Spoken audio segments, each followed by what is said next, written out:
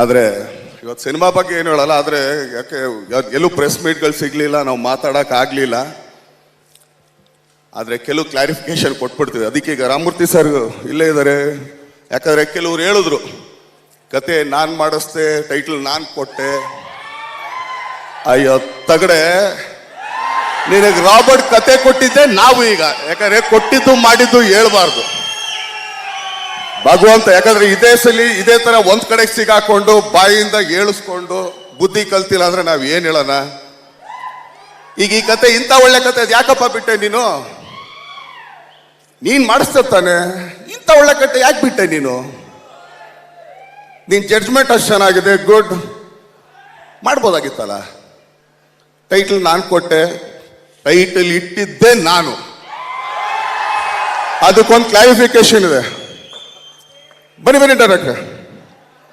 ಏನಕ್ಕೆ ಅಂದ್ರೆ ಕ್ಲಾರಿಫಿಕೇಶನ್ ಕೊಡಕ್ ಬೇಕಲ್ಲ. ಯಾಕಂದ್ರೆ ನಾವೆಲ್ಲರೂ ಸುಳ್ಳು ಹೇಳಿದ್ರೆ ಎಲ್ಲ ಆಧಾರ ಹಿಡ್ಕೊಂಡೇ ಮಾತಾಡ್ಬೇಕು.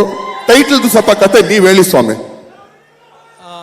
ಮದಗಜ ಟೈಟ್ಲು ರಾಮಮೂರ್ತಿ ಸರ್ ಹತ್ರ ಇತ್ತು. ಅದು ತಗೊಳ್ಬೇಕಾದ್ರೆ ಕಾಟರೆ ಟೈಟ್ಲನ್ನ ಉಮಾಪತಿ ಸರ್ ಕೊಟ್ಟರು. ಮದಗಜ ಟೈಟ್ಲನ್ನ ಬಾಸ್ ಹೇಳಿದ ತಕ್ಷಣ ನನಗೆ ರಾಮಮೂರ್ತಿ ಸರ್ ಕೊಟ್ಟರು. Thank you Ramamurthy sir. ಯಾಕೆ ಅಂತಂದ್ರೆ ನಮ್ಮ ಹತ್ರ ಬ್ಯಾನರ್ ಇದ್ರೂ ಕೂಡ ಮಾತಾಡೋಣ. ಯಾಕಂದ್ರೆ ಕ್ಲಾರಿಫಿಕೇಶನ್ ಕೊಟ್ರೆ ಕರೆಕ್ಟ್ ಆಗಿ ಕೊಡ್ಬೇಕು ಅಂತ.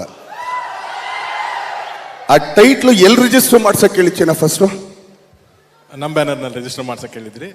ಬಟ್ ನನ್ನ ಬ್ಯಾನರ್ನಲ್ಲಿ ಇರಲಿಲ್ಲ ಜಾಗ ಅಂತ ನಾನು ಹೇಳ್ತಿದ್ದಂಗೆ ಆಯ್ತು, ಅಲ್ಲೂ ನಮ್ಮ ಬ್ಯಾನರ್ ಇದ್ದಂಗಿದೆ, ರಿಜಿಸ್ಟರ್ ಮಾಡಿಸು ಅಂತ ಅಲ್ಲಿ ಹೇಳಿಟ್ಟಿದ್ದು. ಟೈಟ್ಲ್ ಕೊಟ್ಟಿದ್ದು ನೀವೇನೆ. ಓಕೆನಾ ಸ್ವಾಮಿ? ಯಾಕಪ್ಪ ಬಂದು ನಮ್ ಕೈಲೇ ಯಾಕೆ ಗುಮ್ಮಿಸ್ಕೋತೀಯ?